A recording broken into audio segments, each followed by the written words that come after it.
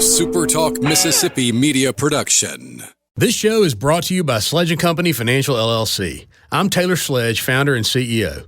At Sledge & Company, we help businesses and families do better with their money. Check us out on the web at sledgecompany.com. That's sledgecompany.com. Oh, yeah. Good morning, Mississippi. Everything gonna be all right this morning. Mornings with Richard Cross. Oh, yeah. Here on SuperTalk Mississippi. Woo!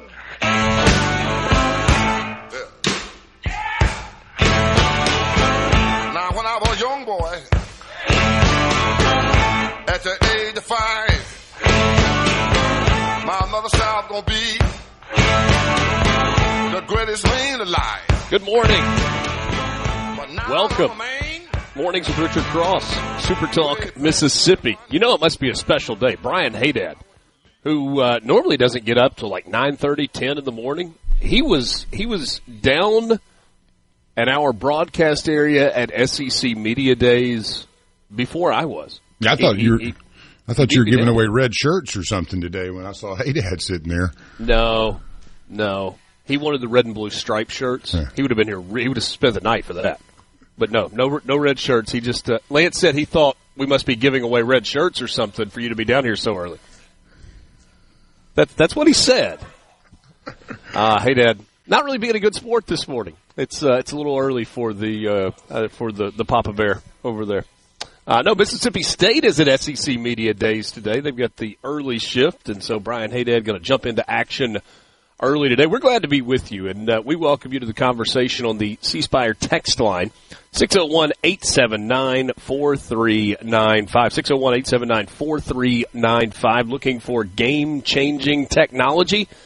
Then you need C Spire on your team. 5G wireless, fiber home internet, business IT solutions built as tough as your defense.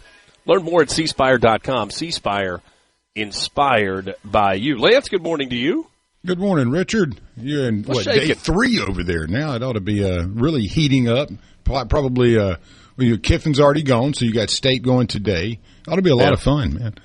I think so. Yesterday was good, and we did not have a Mississippi team yesterday. Had, Tennessee and Texas and Auburn and Georgia yesterday.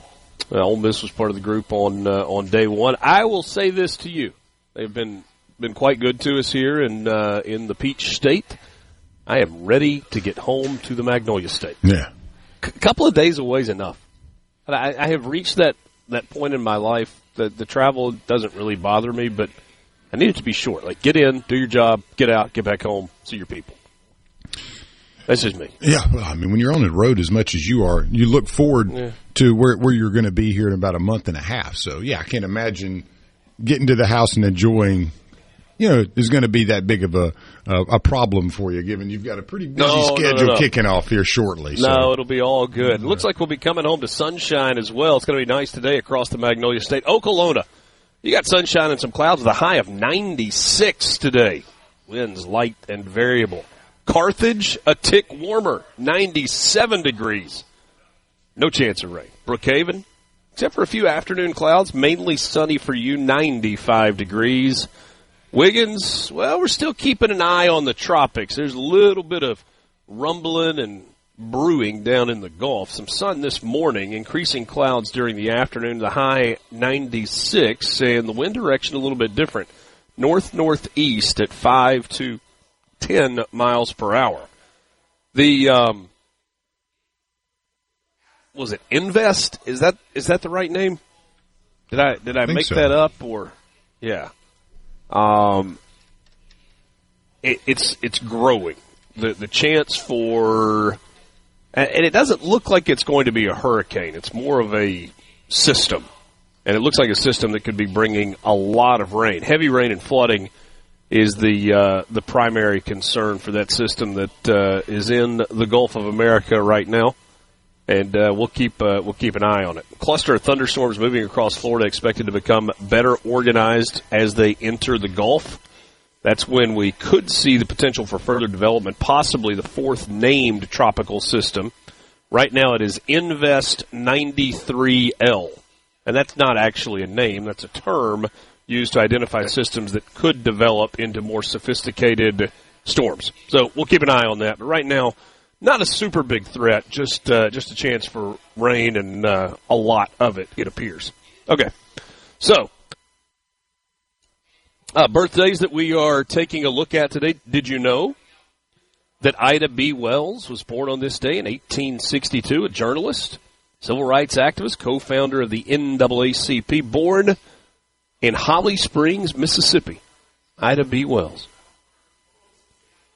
Orville Redenbacher. My house thanks him on about a 4-day-a-week clip. My son loves popcorn. Like, I like popcorn, fine. He is a popcorn dude.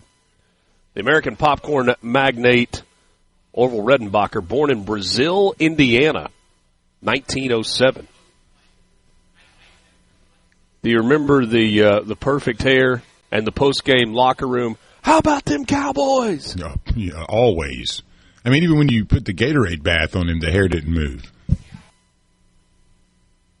Jimmy Johnson, 81 years old today. American college and pro Hall of Famer.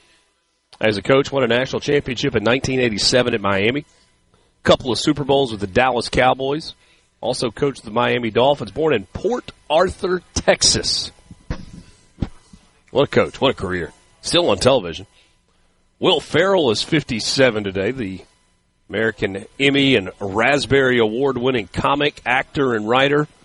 Had a pretty good run on Saturday Night Live from 95 to 02. Movies like Anchorman, Elf, Step Brothers, and so many more. Southern Cal Trojan, born in Irvine, California. And finally, on this day in 1986, now lives in Denton, Texas, chiropractor, all-around good dude, father of two, Paul Cross, born on this day in 1986. Gotta love a chiropractor. Man, they kept little me, brother, man. Yeah, they kept me in business. Being able to pitch and play ball when I was young, I had to go to the chiropractor a lot. So, do you ever use the bro as a chiropractor, or is that kind of like too close for comfort? No, I think one time I let him do an adjustment on my back or neck or something, just because he wasn't like dying to do it. I was like, come on, let me try. I will tell you this. Last year, Media Days was in Dallas, and we had a group that was going to dinner, kind of our crew, and he came and joined us for dinner one night and walks in, and Borky sees him and goes, oh, my gosh, you're Richard, but you exercise. It's like, I see the resemblance, but, yeah. A few years younger and more exercising is what you're saying. He has put the work in the gym, no doubt. This day in 1945, the Manhattan Project. It was the first test detonation of an atomic bomb. Trinity site, Alamogordo, New Mexico, as part of the Manhattan Project. Scary stuff there. But, I suppose important stuff. 1951, the release of the novel Catcher in the Rye by J.D. Salinger. How about this day in 1969? The Apollo 11 was launched, carrying the first men to land on the moon. From a studio on a backlot in Hollywood, California. Yeah, if you want to believe they landed, there's plenty of those out there that say it happened. If you want to believe that it was done by Kubrick in a studio somewhere, there's plenty of movies for that too. So it's one of those. Where do you fall? It's hard to believe that it actually happened given how quickly, but at the end, I believe that we've been to the moon, and I'm not sure I can sit here and debate it, intelligently. I just don't, I don't have any evidence, There's a lot of speculation, but I'd have to go with it was done. You're just not sure that John Glenn and Neil Armstrong did it on that trip. I'm not sure. I just don't know. I reluctantly believe in that, but not because I'm a conspiracy theorist. It's just how fast and how quick we came to get to that point. And then to think about landing on the moon in that little bitty thing, that's amazing. So it kind of blows your mind. Amazing. One small step for man, one giant leap for mankind. You got that right. Lance. I don't know what to think about that. It's one of those phrases that perfect for the moment. It really was. And I love the space programs and really enjoyed growing up in the era of the space shuttle, and it seemed much more accessible to the public, where you were bringing people, into NASA and, educationally speaking, getting everybody interested in it. But, it's just amazing to me what doing, that kind of work. And so, no, I don't want to, be critical of something that I have no evidence to support. But, yeah, I'm reluctant in saying that it happened. Yeah, I hear you. But I believe we have done it. Yeah. A skeptic. Yeah. I believe we've been This day there. in 1980, Ronald Reagan nominated to be the Republican candidate for president at the RNC in Detroit. This day in 1999, John F. Kennedy Jr. and his wife, Carolyn Kennedy, sister-in-law Lauren Bissett, are killed in a plane crash off the coast of Martha's Vineyard. The Piper Saratoga aircraft was piloted by Kennedy. And finally, on this day in 2004, Martha Stewart sentenced to 5 months in prison plus 5 months in home confinement for lying to federal investigators. I have trouble thinking of many people who have been to prison who have done better on the backside than she has. It's Mornings with Richard Cross for MRC after this.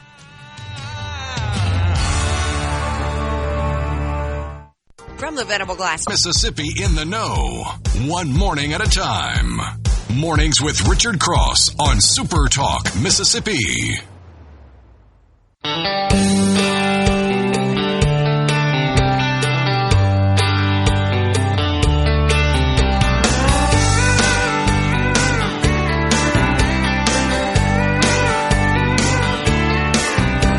Been playing at a room on the strip for 10 years. A Western Wednesday?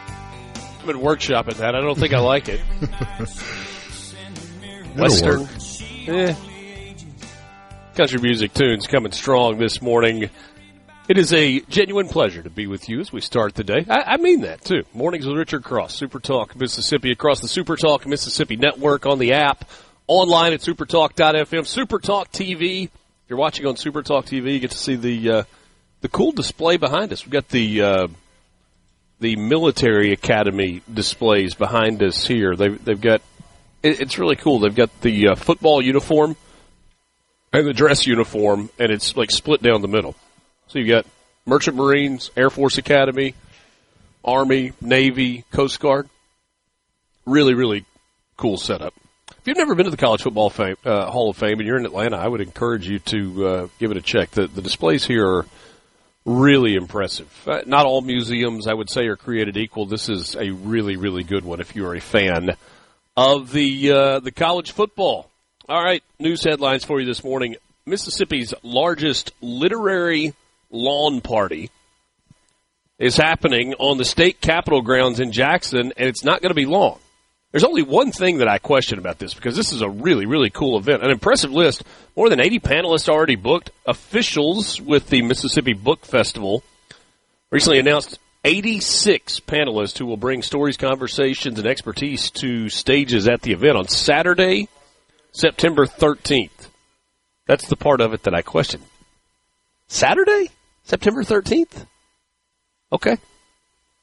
It just feels like that's kind of a busy time of year to try and have an event on a Saturday. But, hey, in the heart of Jackson, you can meet best-selling authors, hear their insights, get your favorite reads signed, and so much more, all with the Southern hospitality that only Mississippi can offer. The Downtown Jackson event is growing year over year. It's expected to draw tens of thousands of visitors to the capital city. Once again, free, open to the public. Bookworms of every age get a chance to celebrate the writing and reading and all of that good stuff. Hey, 9 to 5, food, live music, pop-up shops, activities, writing workshops, the whole deal.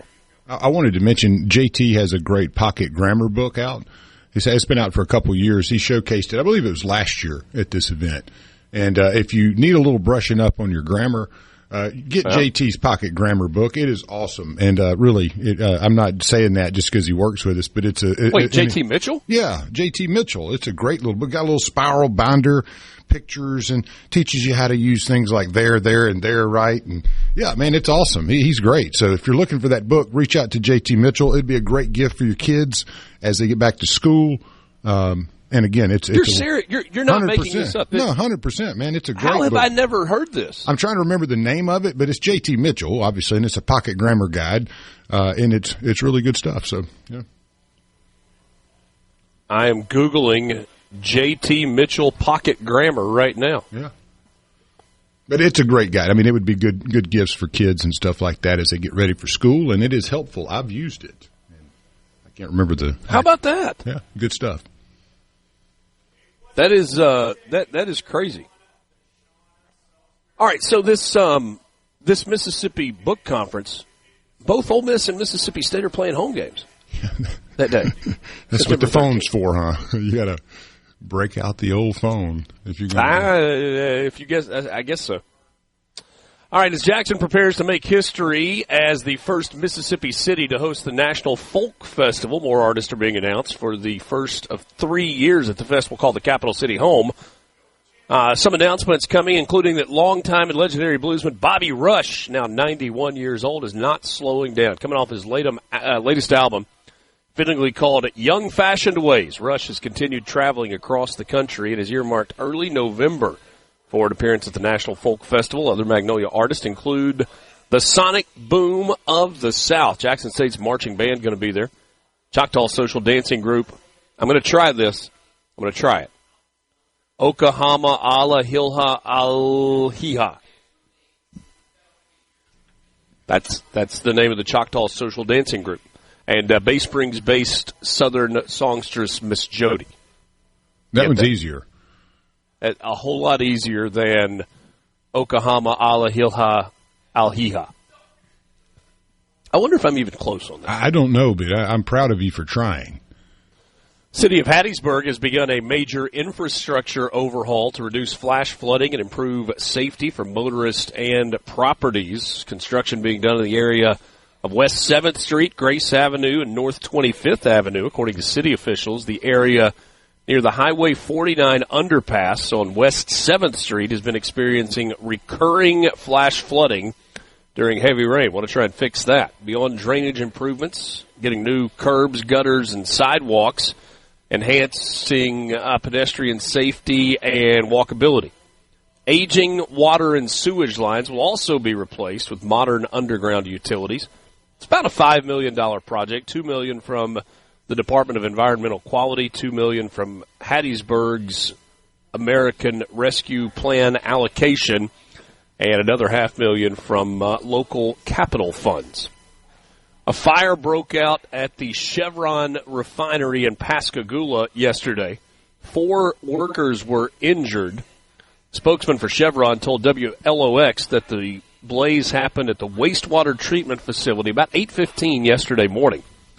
Emergency personnel within the oil and gas company immediately provided medical care to the 4 injured workers, 3 of them transported to a local hospital. The extent of their injuries unknown. The fire put out by in-company firefighters, and the cause of the blaze is under investigation. Scary stuff, man. Tell about a fire at a refinery. Ooh. And the pucker factor gets real high real fast. I don't think that I would have, I find myself to be a fairly risk-taking person, but that is not one that I believe I would feel very comfortable in. Fire at a refinery. You don't want to be a firefighter at an oil refinery? No, not at all. I worked, we hunt with a bunch of folks that have been in that industry for a long time, and just listening to the stories that are just kind of common, on rigs and things, kind of blows your mind how difficult of a job that is. And then you add fire to it. Ooh, no. No, thank you, Lance says. Yeah, none. How about this? University of Mississippi is looking to catch learning disabilities sooner and expand educational resources in North Mississippi through a new Early Learning and Evaluation Center, the ELD. Center is going to be operated by the School of Education.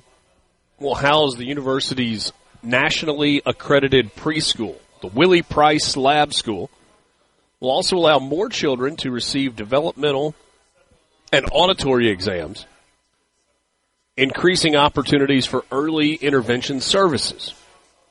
Demolition actually began this spring. Construction started in June. The center is slated to open in 2027. So Willie Price will relocate and occupy a portion of the new two-story, 51,000-square-foot facility on the South Oxford campus. So that's over by the Whirlpool Trails, south of Highway 6, if you're familiar with that part of the kind of the university setup. It's where a lot of the expansion is. It's where the new, the new version of the Turner Center, the Student Wellness Center is. So a lot of growth happening over on that side of Highway 6. 12,000-square-foot evaluation center featuring a sensory playroom, evaluation and observation rooms, and clinical instruction space.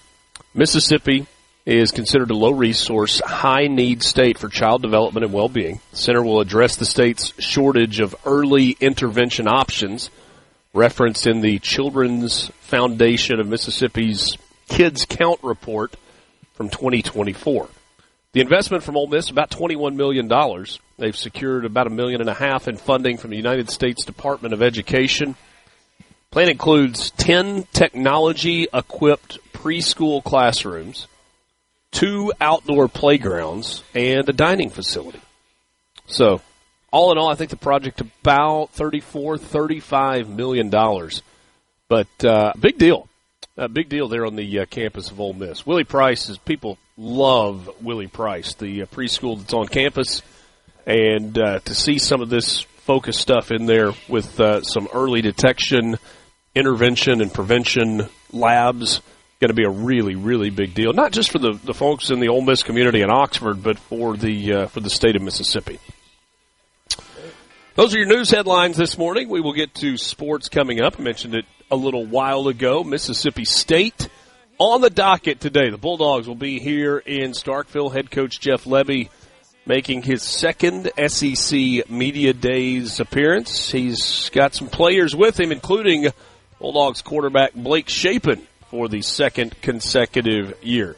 The All-Star game was last night. The Open Championship begins tomorrow and more. That's all coming up with sports headlines for you. Mornings with Richard Cross, SuperTalk Mississippi. We're back right after this.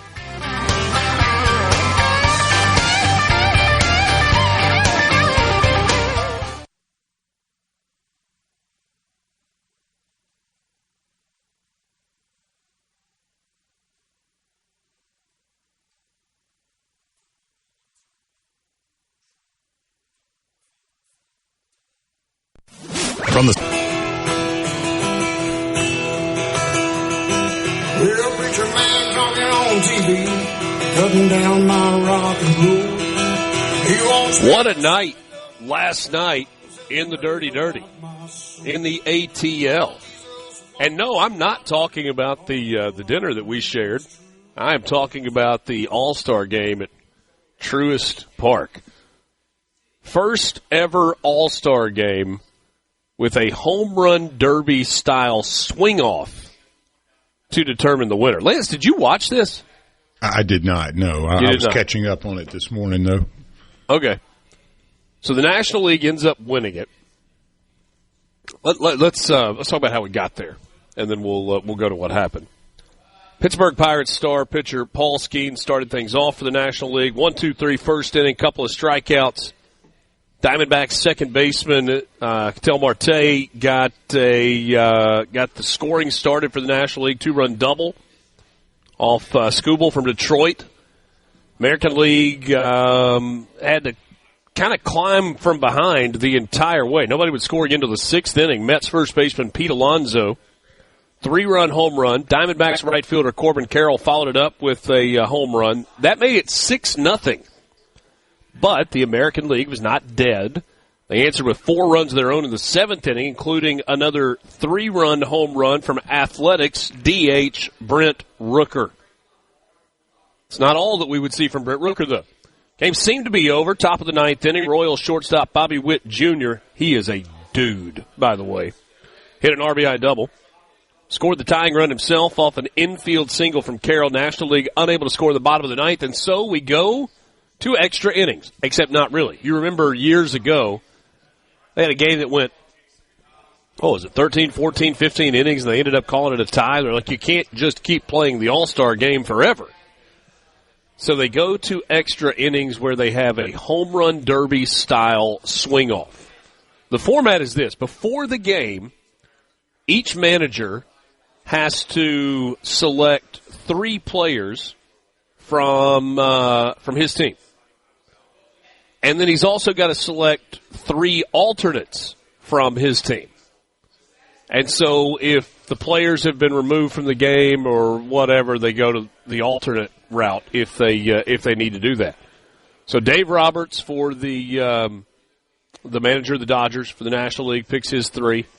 And oh goodness, who was the American League manager? Doesn't matter. This is these are the 6 that they went with. Sorry, I'm having to scroll. For the American League, Jonathan Aranda, Randy Arozarena, and Brent Rooker. For the National League, Pete Alonso, Eugenio Suarez, and Kyle Schwarber. Each batter gets 3 swings, and the team with the most home runs wins it all. And they actually ended up scratching Suarez and putting Eli Stowers in. So the American League jumped out to a 2-0 lead with and by the way, this recap is for our baseball fans out there. Rooker, what a cool night for him. He hits a 3-run home run in the game, and he hits a couple of home runs in the swing-off as well. So Rooker goes deep twice there, puts the AL ahead. It came down to Kyle Schwarber. He hit 3 home runs in his swings, and the American League goes down. It's the National League 4-3. It really was, it's 100% complete manufactured drama. But it was entertaining. As it should be. It's the all-star game, and I like the concept that you don't go into extra innings in a exhibition-style game. But, then you got Schwarber hitting 3 bombs there at the end. Goodness. Gosh. First one kind of just snuck over the center field wall, and then he hit 2 absolute tank bombs. Well, and I think Brent Rooker's had a great few days, too. Got out there, hit in the home run derby, came up a little short, but was, 17 in the first round, and then gets put in there in the back end of the All-Star game, hits 2 bombs. That's awesome. And when you say came up a little short, an inch. Yeah. A tenth of a foot. Yeah, I could do metrics, but I'm going to go with inches. Advancing to the second round, and the guy that beat him by 1/10 of 1 foot ended up winning the whole thing. Yeah. Yeah, it's been a heck of a run for Brent Rooker. Yeah, I'm just happy. I love watching that kid swing the bat too. I was hoping he'd have a big weekend, at the All-Star, as I said a couple of days ago, and he hadn't done anything. He hadn't disappointed at all. So that's great. No doubt. The Open Championship, or British Open, if you prefer, begins tomorrow in Ireland, Northern Ireland, Portrush. Royal Portrush, the site for this year's Open Championship. It is in the backyard of Northern Ireland native Rory McIlroy. They're leaving the total prize money the same as it was a year ago at $17 million. U.S. Open also did not boost their purse this year when they had the event at Oakmont. Winner at Portrush is going to receive $3.1 million. That's the same amount that Xander Schauffele earned last year when he won it at Troon. The 4 majors have been gradually increasing their prize money. This year, the Masters bumped its by $1 million to $21 million. PGA Championship bumped it $500,000. It was a $19 million purse. U.S. Open has the biggest purse in major championship golf at $21.5 million, and now you'll have the Open at $17 million. Nobody crying for these guys, by the way. Pretty good day at the office if you win the Claret Jug, but more and more you're hearing golfers who are subject to just win massive amounts of money week in, week out, over and over and over. It's almost like they don't really care what the purse is anymore. There's so much money. They want trophies.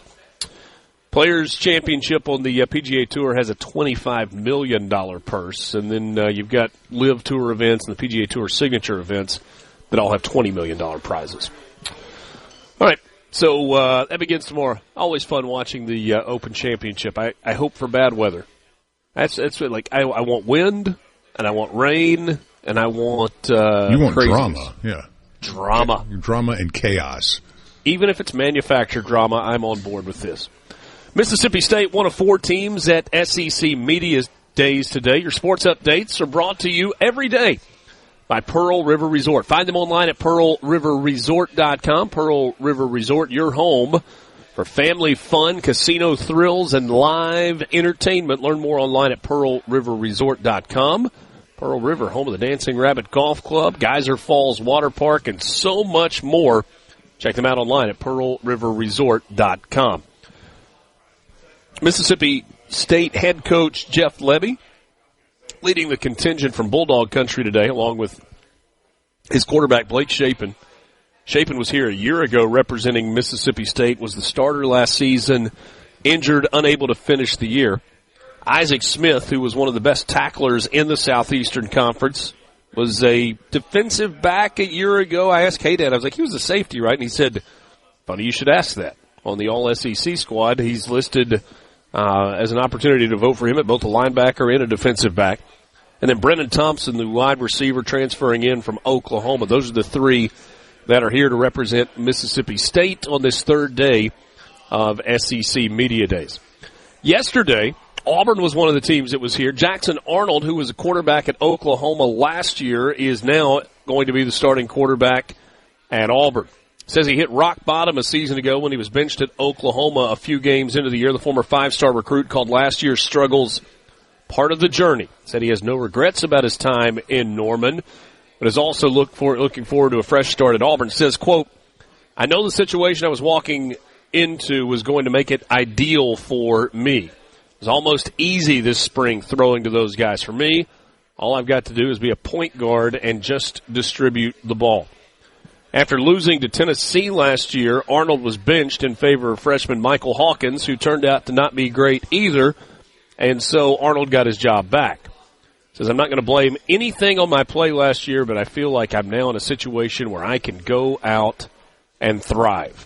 Arch Manning had the biggest media contingent following him around yesterday. The Texas quarterback comfortably weaved his way through SEC Media Days.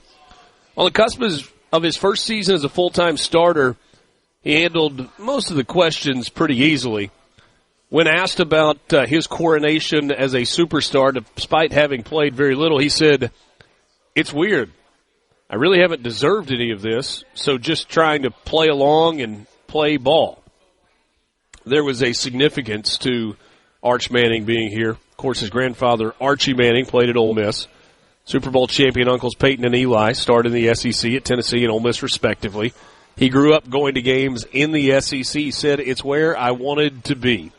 Means everything, Manning said. I mean, my family has played in the SEC. I grew up going to SEC games, wanting to be a part of it, so now getting to represent at SEC Media Day, kind of a dream. I know I haven't done anything in the SEC yet, but that's the goal. In terms of advice, he said he gets a lot of it, but there's one thing that stands out, and it comes from Grandpa Archie. I get a lot of advice, but I think the one thing I kind of keep coming back to is my grandfather always tells me to be a good guy and a good teammate. So I think I'm going to do that. Good advice from the legend Archie Manning. That's your sports update brought to you by Pearl River Resort. Find them online, pearlriverresort.com. Glad to be with you. Mornings with Richard Cross on SuperTalk, Mississippi. Coming to you, broadcasting from Atlanta, Georgia. SEC Media Days. Mississippi State in the house this morning. Quick timeout. We'll take a peek at a lottery update. We got more coming up for you this morning as well. Doug Carswell, President and CEO of the Mississippi Center for Public Policy, will join us. They have put out a report and kind of really outlines some of the things that have happened from an economic momentum standpoint in Mississippi. We'll talk with Douglas about some of those highlights. That's coming up in the 7 o'clock hour, 8 o'clock hour. Brian Hadad from SportsTalk Mississippi will stop by as well. Quick timeout. Back with you right after this. MRC on SuperTalk. From the Venable Glass. No filibuster. Just everything you need to know to start your day smarter. Mornings with Richard Cross on Super Talk, Mississippi.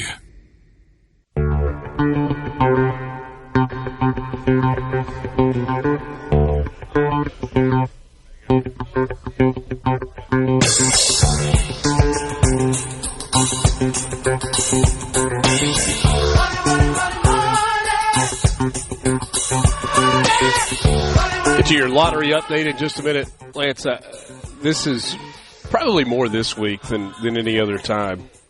At home I've gotten the question, from people that I know for a long time, hey, how are you enjoying, being in the mornings or, switching from sports to news and politics? And this week that's kind of been on steroids because, I've been coming to SEC Media Days for almost 20 years now. And no, more than almost 25 years now. First time I was here was in 1999. What's changed the most? A lot of these people, just the size and the location and everything. Everything. Bouncing it from city to everything has changed. Everything. But so many people are like, wait, you did what? The sports politics guy, yeah. You're not doing sports anymore? Well, a little bit, but Jeff Levy just asked me a second ago. He said, "What? You did what?" Hey, come on, Jeff. You're in the truck at 6 some morning. Let's flip it on Super Talk, pal. Yeah, man. Come tune in. I know this. Tune in. We brag on you guys all the time. So that's right. I told you this yesterday. It's worth mentioning again. In Powerball, there was no jackpot winner. One Mississippi lottery player purchased a ticket matching 4 out of 5 white balls plus the red Powerball to win $50,000 in Monday night's drawing, and they had gotten the $1 power play multiplier. That was a good investment because it doubled their winnings to $100,000. Next drawing is coming up tonight. By the way, that was in Gaucher at Ramey's. Tonight, July 16th, a $264 million jackpot with an estimated cash value of $119,700,000. Even after taxes, that would be a nice chunk. Mm-hmm. Yeah, you wouldn't have to work. I'm just going to stop and take a second to dream. Okay, I'm good. Get that second plane you've been wanting. Yeah. We passed my first one on the way in. It was completely broken down. Looked like it had made a crash landing, and nobody had ever moved it. That's about the only one I've got right now. It's a loaner, huh? Yeah. Friday's the next Mega Millions jackpot that's coming up. $100 million on Friday night. Sizzling Summer Cash bonus promotion drawing is today. Check out the lottery social media accounts later to see which cities have winners taking home cash prizes ranging from $500 to $15,000. To become a lottery insider, go to mslottery.com to get the winning announcement before anyone else. Visit mslottery.com. Click the bonus promos tab for all the hot details on this promotion. You got a couple of winners to tell us about? Yeah, well, only four figure type winners today. None of the big money, but we had a few out there that were worth mentioning. Quite a few Cash 4 winners.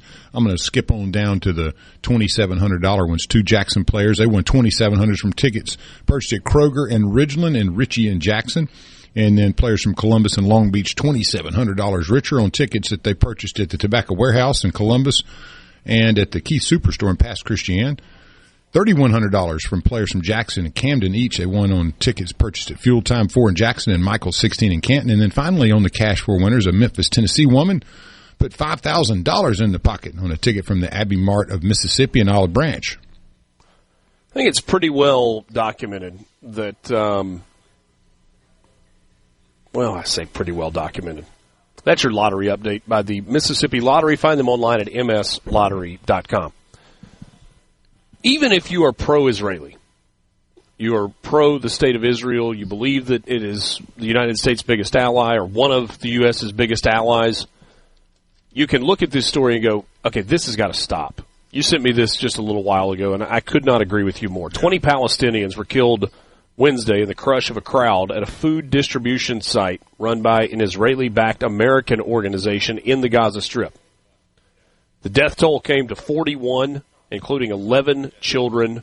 This is civilians. The Gaza Humanitarian Fund accused the Hamas militant group of fomenting panic and spreading misinformation that led to the violence, but provided no evidence to support the claim. Said 19 people were trampled in the stampede. One person was fatally stabbed at a hub in the southern Gaza city of Khan Yunis.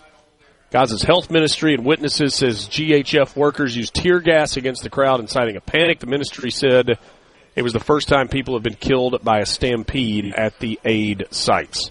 Yeah, terrible. I understand that, in war there really are no rules. Like, I get that. Oh, there better be, yeah.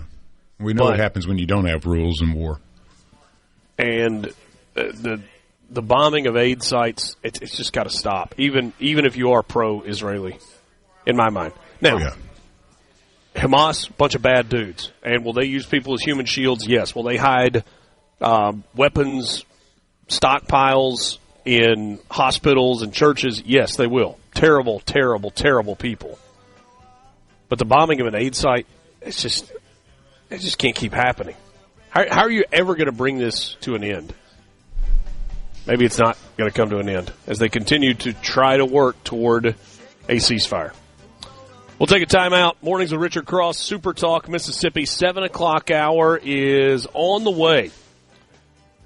Donald Trump has a message for Republican legislators in Texas that he thinks might help increase the majority in the House of Representatives in the upcoming midterms. We'll start things off with that. Douglas Carswell will join us at 7:20. It's MRC with you on Super Talk Mississippi. We're back right after this. A little bit is better than nada. A little bit or nothing at all.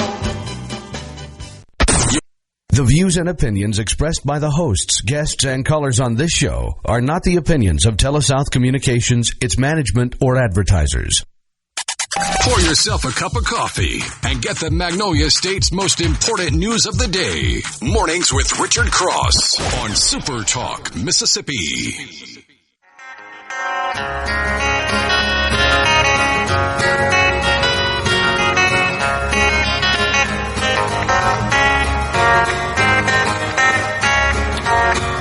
Seven o'clock hour. Thanks for being with us. It's Mornings with Richard Cross on Super Talk Mississippi. As you get your day started, we welcome you to the conversation. Best way for you to join us on the C Spire text line, 601-879-4395. Again, 601-879-4395. Your team has you covered on the field. C Spire has you covered everywhere else with the best technology for home, work, and on the go, backed by local 24/7 customer support. You can learn more at cspire.com. C-Spire, inspired by you. This hour of the show is brought to you by MWG Employer Services. Running a business is tough, and if you're struggling with HR, benefits, and payroll, you're not alone. That's where MWG Employer Services comes in. They can provide a full range of employer services plus a custom plan that fits you. Give them a call today at 601-206-7966 or go to MWGEmployerServices.com. That's MWGEmployerServices.com. Sports Talk Mississippi is in Atlanta, just like we are for Mornings with Richard Cross. Full coverage this afternoon on this third day of Media Days that is highlighted by Mississippi State along with Florida, Alabama, and Oklahoma, all here in Atlanta today.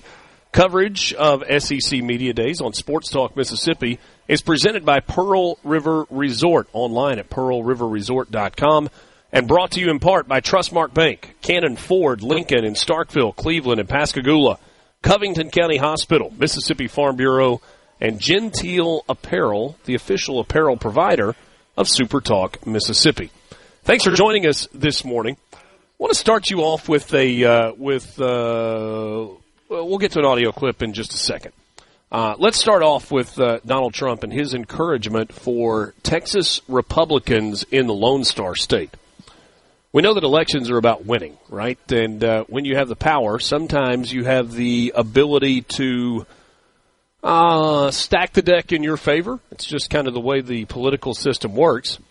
President Donald Trump said yesterday that he is pushing Texas Republicans to redraw the state's congressional maps to create more House seats favorable to Republicans, part of a broader effort to help the GOP retain control of the chamber in next year's midterm elections. You might call a foul on that, but again, Trump says, hey, the legislature in Texas has got the power to do this. It's good for the country, in his mind. Let's do it.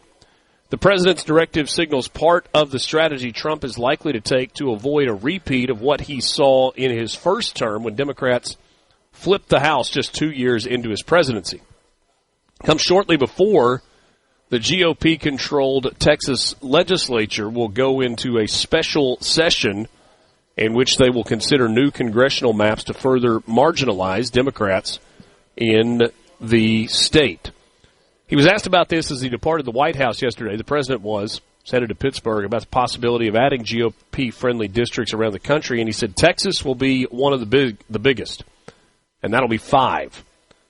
Trump had a call earlier yesterday with Texas Republican congressional delegation leaders and told them that the state legislature should pursue 5 new winnable seats through redistricting. That was according to a person that was familiar with the call but wasn't supposed to say anything about it. Punchbowl News first had the story. So congressional maps were redrawn in Texas after the 2020 census, and they were expected to remain in place for a decade. But if Texas redraws them at the behest of Trump, that could lead to potentially other states trying to do something similar to Democrats.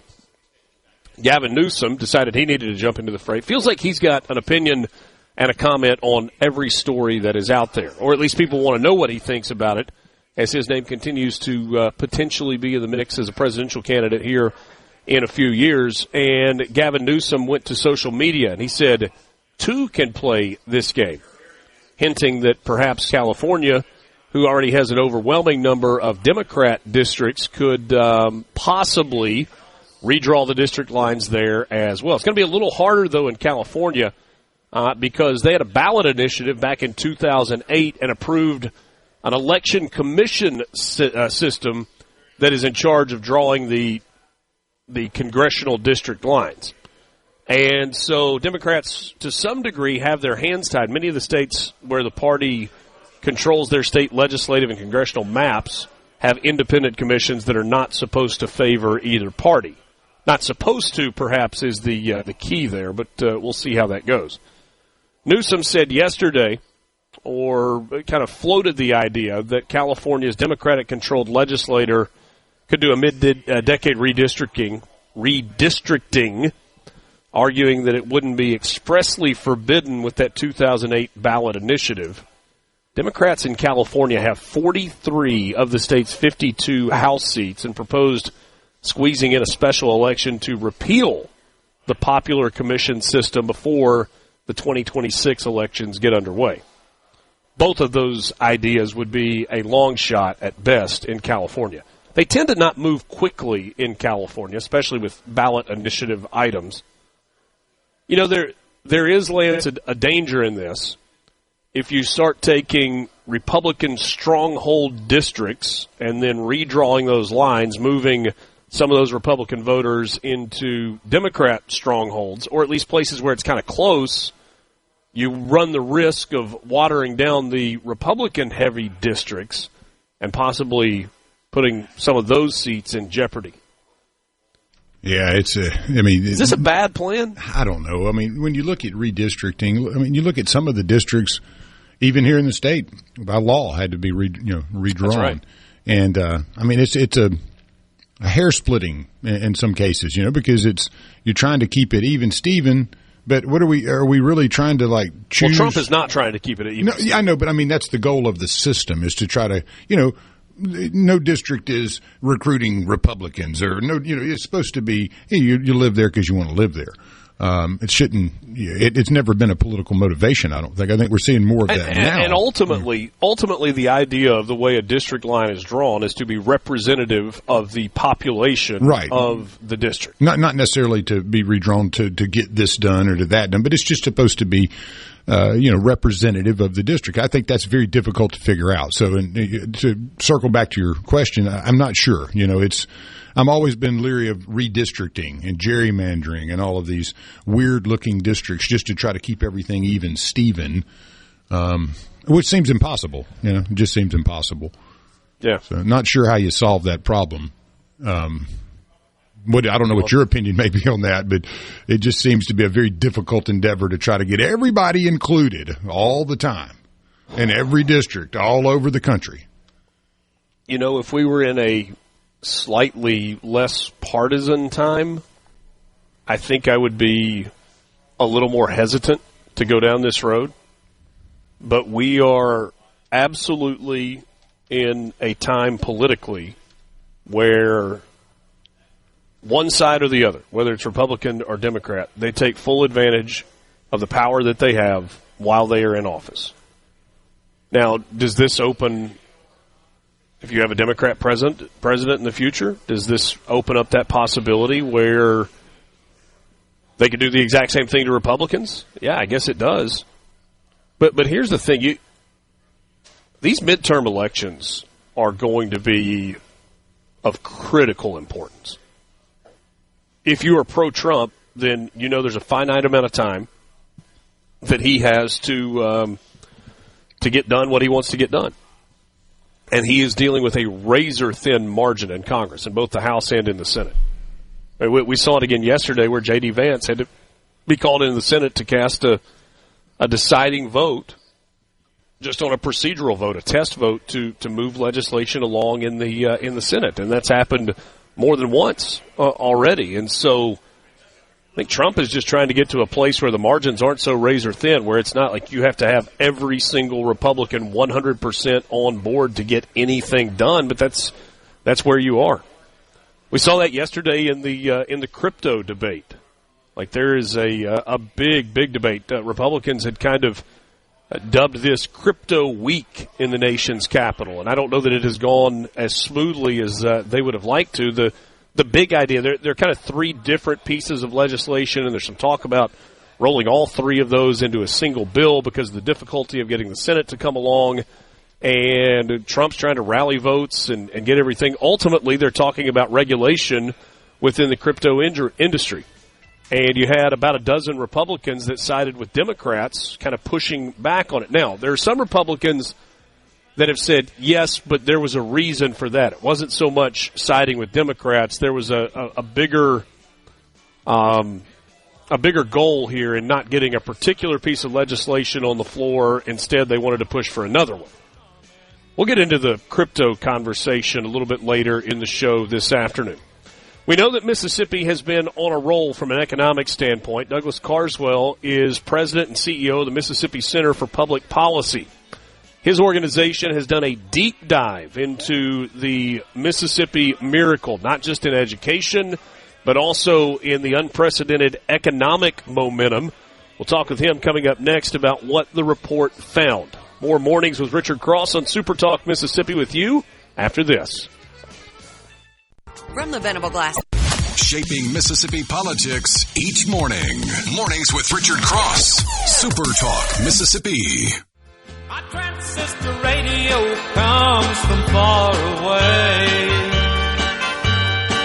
And when it's night over here. Rolling on with you on this Wednesday morning, middle of the week. Today, the 16th of July, 2025. Do you have the dream of owning land, or do you just need more land? Maybe it's a big place where you make all the rules for how the hunts happen. Maybe it's a smaller tract where you want to build a dream home or just have a cabin for a weekend getaway. Maybe you recognize that land is a great investment because there's not going to be any more of it. I want to tell you about my friends at David Fisher Land Company. David Fisher Land Company has been in business for more than 40 years. They have the experience. They are located in the heart of the Mississippi Delta in Inverness, and they service all of Mississippi, all of Louisiana, and all of Arkansas. Whether you're looking for 100 acres or several thousand acres, or maybe an equity share in a hunting club from DeSoto County all the way down to the South Delta, David Fisher Land Company is ready to earn your business. They've got 40 years of experience in farm and recreational land brokerage, land appraisals, and farmland management. With customers across the Southeast, it's not about just buying land. If you've got land that you need to sell, David Fisher Land Company is ready and willing to help. I'm not going to give you their phone number. It's hard to remember a phone number when you just hear it on the radio, but you can remember the website. It's davidfisherland.com. That's davidfisherland.com. Reach out to David, Jack, or Travis. They'd love to help you with all of your land needs. And do us a favor. Tell them that you heard about them right here on SuperTalk Mississippi. Tell them I sent you. David Fisher Land Company, davidfisherland.com. Thanks for being with us on this Wednesday morning. Happy to welcome our first guest. You know him well. He is a regular here on SuperTalk Mississippi. Douglas Carswell, President and CEO of the Mississippi Center for Public Policy. Douglas, good morning to you. Good morning, Richard. It's lovely to be here. Thank you for inviting me. Absolutely. I appreciate it very much. We have heard a lot about Mississippi's momentum, the Mississippi miracle. Sometimes that refers to education. Sometimes it refers to economic development. So your entity, the Mississippi Center for Public Policy, decided to do a deep dive, a deep analysis on this economic development hot streak that Mississippi has been on. Let's kind of take this in bites, maybe not do it all at once, but let's start with an overarching theme that you found. Mississippi's on the rise. Mississippi is doing extremely well economically. Here's a statistic you may find surprising. There has been more economic growth in Mississippi in the past 5 years than over the previous 15 years combined. If you look at a graph of it, and we've got our lovely graph in our new report, it looks whoosh. It's a sudden uplift in output and growth. In fact, did you say it looks whoosh? Like whoosh? Yeah. Just taking off? It's taking off. It's like one of Elon's rockets. It's going up there. And the interesting thing is, if you believe federal bureaucrats, the Federal Bureau of Economic Analysis released some data at the end of last year showing that actually Mississippi is one of the fastest growing states in America. You might not believe it because it's from the feds, but actually the data they present shows Mississippi is one of the fastest growing states, not just in GDP growth, but in personal income growth. This is a historic moment. We really could be turning a corner. You may have seen that graphic. I know you have. I'm saying listeners, you may have seen that as well, where Mississippi is number 2 in the entire country in year-over-year GDP growth. We're talking gross domestic product, the things that are produced in Mississippi and sent elsewhere or are consumed here in the state. That feels like a staggering number. And I don't even know if we fully understand exactly what that means. Can you try to explain what the GDP growth being number 2 nationally means? You've got to be a little bit careful of the data, particularly in an economy like Mississippi, which is so dependent on the farming sector, because anyone who knows anything about these statistics knows that rural agrarian economies, agriculture is a notoriously cyclical business, and you can look like you're number 1 year and you don't look like that the next year. So with that caveat, and this is a snapshot, it is nonetheless absolutely staggering. It shows that with the sole exception of Arkansas, there is no state in America that was growing faster at the end of last year than Mississippi. This is a truly remarkable if it becomes a trend rather than a snapshot, this is really quite something of real significance, historic significance. Well, you say the other state is Arkansas, and there are similarities there in strong Republican leadership, majorities in the House and in the Senate. Sarah Huckabee Sanders leading the state of Arkansas, obviously Tate Reeves here in Mississippi. Well, if you start to ask the question of why there's this growth, you're really onto something there. Both Arkansas and Mississippi have engaged in tax reform and tax cuts. Mississippi started doing this since 2022. We know that in the most recent session they passed legislation that will eventually phase out the income tax. Look, if you're an inward investor and you know that Mississippi is going to be eliminating the income tax, that is a massive reason to come and build your business here. So tax reform is one of the reasons. Another is labor market flexibility. Let me interrupt there just for a second, because there were so many headlines in this particular legislative session about the beginning of the full phase out of the income tax in Mississippi. But I think you're pointing to the tax reduction that began a few years ago. We're really not at a point yet where we are seeing the benefits of what's going to happen over the course of the next decade plus in getting all the way to zero in state income tax. This is more a reflection of what has happened over the last few years. Is that accurate? Yes, I think that is accurate. I mean, Philip Gunn, full credit to him. Philip Gunn, when he was Speaker, pushed for a bill in 2022 that began to reduce the income tax to a flat 4%. And I think because businesses that are looking to make multi-million-dollar investments look ahead, they look to the future. If they know that the income tax is going to be reduced to 4%, if they know that it's now going to be phased out to zero, that is a reason for them, even though the tax cut might not have taken full effect yet, that is nonetheless a reason for them to come, and we're already seeing that. You know, in talking with people about the elimination of the state income tax as it pertains to economic development, there have been kind of some mixed answers. There are people that go, well, that's not necessarily what is driving the growth. When companies say, hey, we're coming to Mississippi, it's an overall friendly business climate that is so attractive to those entities. But then they say, but in terms of attracting employees from out of state for some of these companies that are coming in, that is another piece of the puzzle. I'm sure that's right. I'm sure it's not one factor. I'm sure there's a multiplicity of factors. And I think a second really important reason is a good labor market. The labor market in Mississippi, we're an at-will employment state. It's a flexible labor market. One law that was passed in 2021 that never really got the attention that I think it deserves was a bill on so-called occupational licensing reform. This is something Mississippi Center for Public Policy helped to spearhead. It basically means that it's easier for people to get permits to work if you work in an occupation that requires a permit. And the effect of that is we're beginning to see that. It's one of those rather boring laws that was passed, but it's having real positive consequences today. So I think tax cuts, labor market reform, low-cost energy.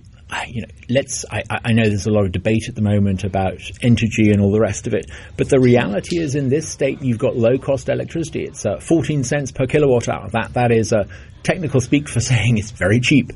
And that is a massive it's interesting factor. to me. It's interesting that you brought that up right there, because that's exactly the next question I was going to ask him. We had Chris Brown yesterday, the Northern District Public Service Commissioner, and I don't know that most Mississippians, when they are thinking about economic development, their thought immediately goes to power generation.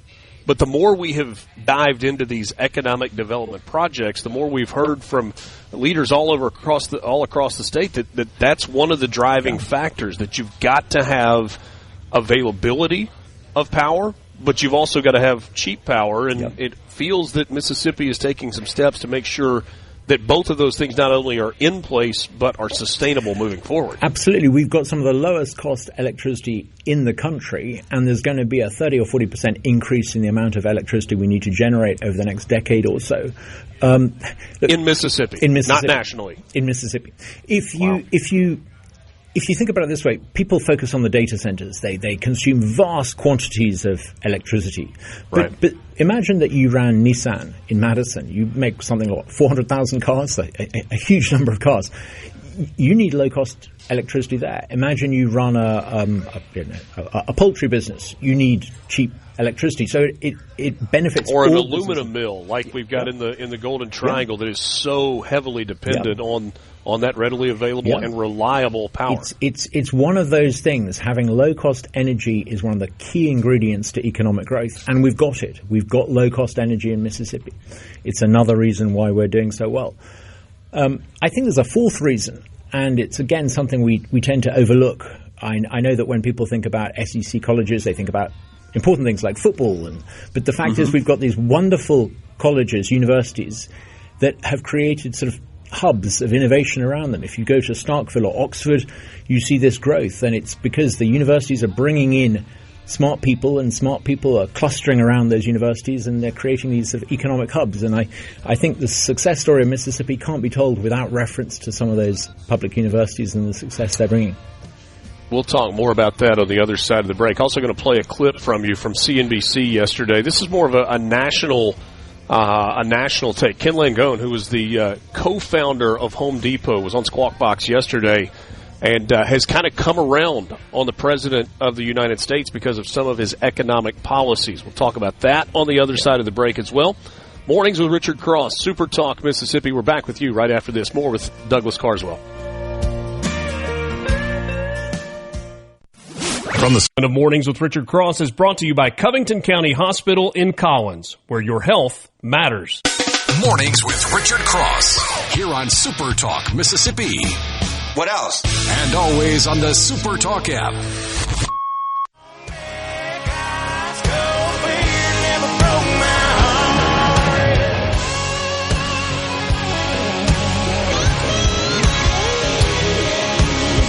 Back with you, Mornings with Richard Cross, SuperTalk, Mississippi. Thanks for making us part of the start of your day. Douglas Carswell is my guest, President and CEO of the Mississippi Center for Public Policy. I want to go back to where we were right before the break, Douglas. You were talking about the impact of universities in Mississippi, whether you're talking about Ole Miss and Oxford, Mississippi State and Starkville, Southern Miss and Hattiesburg.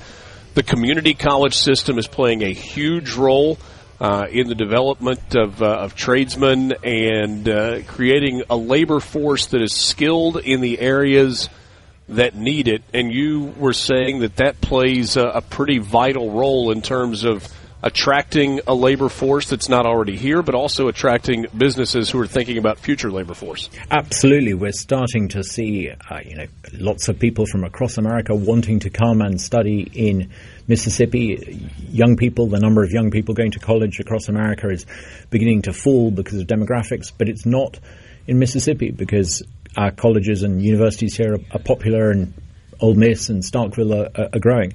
But I think there are things we need to do. We've got about 80,000 students in Mississippi in 8 different institutions. I think there are some reforms we could implement. We could move to a performance funding model so that we fund universities that have utility rather than paying for perhaps what some progressive professors want to spend money on. We could look at funding according to graduation completion rates, funding courses where people actually complete their degree studies. And I think we should fund on the basis of postgraduate employment rates. These are, I think, common sense suggestions to make sure that our colleges and universities are actually producing people with the skills we need rather than, as I said, what some liberal professors might want. So common sense in your mind, but is that practical? I mean, are those ideas practical, applicable in the university setting? Oh, they're very applicable. We published our paper Has anybody showing done how it? to do it. Yeah, I mean, other states, Florida has done this. Other states are looking to do this. Another thing I think we need to do is to end university tenure. I think one of the reasons why sometimes public money at universities has been used on degrees that don't really add value is perhaps because we've got colleges that are run in the interests of those with tenure. So I think we need to reform the tenure rules. Florida, again, has led the way on this. So I think there are practical suggestions in this paper to reform the university sector in Mississippi. What about the elementary, junior high, high school education system? Mm-hmm. How does that tie into this economic growth conversation? Your listeners will be very aware of some of the improvements that have happened in outcomes, reading rates, and particularly 4th grade reading and 4th grade math. And I don't want to take away from that. Those are solid achievements. But the fact is that absentee rates are still chronically high. We're not as good as we could be. And obviously, if young people going through the education system in Mississippi aren't coming out with good math and reading and writing skills, they're not going to be as good in the workforce as they can and should be. So I think we need some kind of school choice model. We're surrounded by states that now have that. And in the paper, we put forward 2 alternatives. We could go the Arkansas-Tennessee route, which means that parents would be able to spend about $7,000 allocated to a school of their choice for their child. Or we could go the Oklahoma model, which is a tax credit model. I don't really mind which we do, but we've got to reform the education system with more parent power. All the states around us are doing it. You've been very much out front about you support universal school choice, not even a hybrid of that, right? It's got to be universal because every child in Mississippi needs to have the same opportunities, and you're not going to get that if you have selective school choice. I'm interested how these two things tie together. So we're talking about the progress that the state of Mississippi has had. It is a southeast thing also, right? We have seen a number of states. You mentioned Tennessee and Arkansas, obviously Texas, Florida. Some of those states are different in that they have different metropolitan areas, Fortune 100, Fortune 500 companies that call home. And so Mississippi in some ways is playing catch up. But is this something that is tied to what is happening nationally? I was having a conversation with a guy last night, bright guy, And he said, we've gotten to a point where it's cool to be conservative again. And I thought that was an interesting take, because for the longest time it was, how liberal could you be, because that determined how cool you could be. I'm wondering if the business community is finally taking note. This is Ken Langone. He is a co-founder of Home Depot. He was responsible for the financing. That was his biggest success. He was on Squawk Box on CNBC yesterday and was talking about how he has completely come around on Donald Trump. Take a listen. Look, let me tell you right now, I am sold on Trump. In fact, I'll say this. I think he's got a good shot at going down in history as one of our best presidents ever.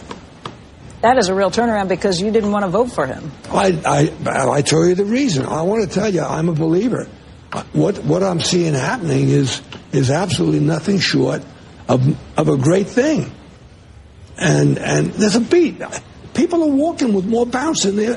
It's all around. I gave you quite a bit of grief. Huh? I gave you grief. You give me grief? I gave you grief when it was a binary choice. You're still complaining about Trump and it was a binary choice. It's like, are you kidding me? Knowledge implies one thing. When you made a mistake, admit it. Okay. I think this guy is turning out to be a president. Right. One of the pilots on that miraculous trip to Iran that we wiped out, whatever the hell we wiped out, right. He said, you're the only guy in the presidency that would have done what you did. All right, so that's Ken Langone. This is a guy that's a billionaire a bunch of times over. He's been involved in business. Here's my question. Is national economic policy tied directly to Mississippi economic policy, or are those two things independent? I think what's happening nationally is definitely helping Mississippi, but Mississippi, as you said earlier, is kind of playing catch-up. We're joining the Southern success story, where the South has been growing phenomenally fast for 30, 40 years, with the exception of one or two states, including Mississippi.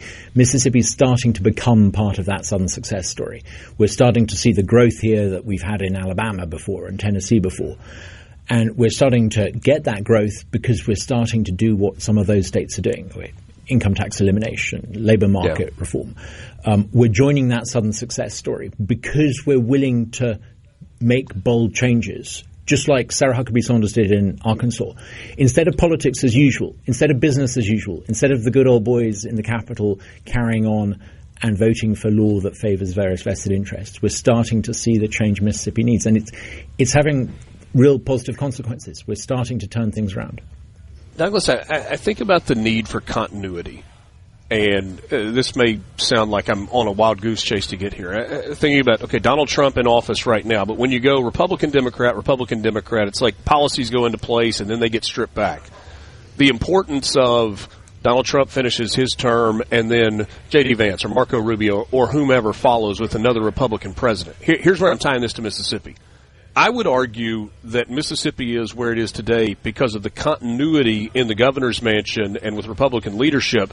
So it starts with Haley Barbour in terms of building up a rainy day fund and putting some money in the bank for Mississippi. And then Phil Bryant gets those first big economic projects going with Yokohama and some others.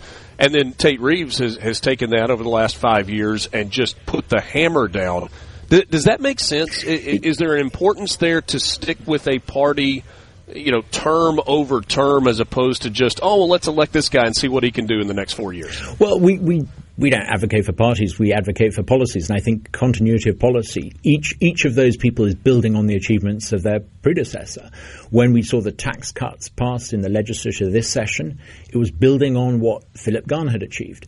When we see the Speaker advocating for parent power and school choice in 2026, he will be building on the achievements of Tate Reeves as Lieutenant Governor and those who passed legislation to begin the improvements in Mississippi education policy. It's one leader building on the achievements of others, but we mustn't be comfortable with thinking that, incrementalism, let's do this slowly. We need to have a sense of urgency about this, because if we don't change things for the better quickly, other states will get the growth, and we're in a competition with our neighbors. The name of the report is The Mississippi Miracle, Bold Reforms for Growth. You can find it on the Mississippi Center for Public Policy website. Read it for yourself. I guess I'd like to finish here. I know I asked you, give me an overarching theme from the report. What's the biggest takeaway for you at the completion of this study? What's the thing that stands out the most for you in this examination of the economic growth in Mississippi?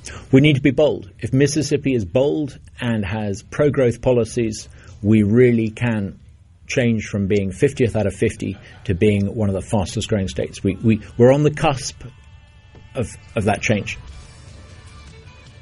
It's an interesting report. I would encourage you to read it yourself. Douglas Carswell, thank you so much for your time. Thank pleasure you, to visit, and look forward to talking to you again soon. Thank you. We will wrap up the 7 o'clock hour of Mornings with Richard Cross on the other side of this break. Glad to have you along for the ride. MRC broadcasting from SEC Football Media Days in Atlanta, Georgia. We're talking all things Mississippi with you this morning. We'll take a timeout. We are back right after this. And run a trot line, and a country boy can survive. Country folks can survive. Country boy can survive. Country folks can survive.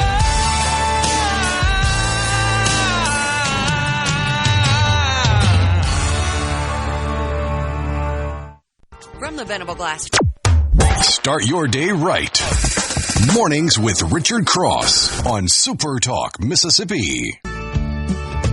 Lord, I hope this day is good. I'm feeling empty and misunderstood. I should be thankful, Lord, I know I should. But Lord, good conversation this morning with Douglas Carswell from the Mississippi Center for Public Policy. Always enjoy the chats with him. We don't always see eye to eye on everything, but some interesting stuff to digest there. C-Spire text line is open to you at 601-879-4395. Why should we listen to Douglas? He was a member of Parliament, then he followed the money and changed parties, got booted out of Parliament. He's washed up. That's why he's here. Well, that is a pretty direct thought. Look, just because a politician isn't still in office, whether it's here or elsewhere, doesn't mean that there aren't interesting ideas. Douglas is very convicted in his conservatism and less government and very pro-economic policies. And look, like I said just a second ago, Douglas and I don't agree on everything, but it certainly makes for interesting conversations. And the overarching theme there was just an analysis of why the economic momentum in Mississippi has happened and kind of putting some numbers with those.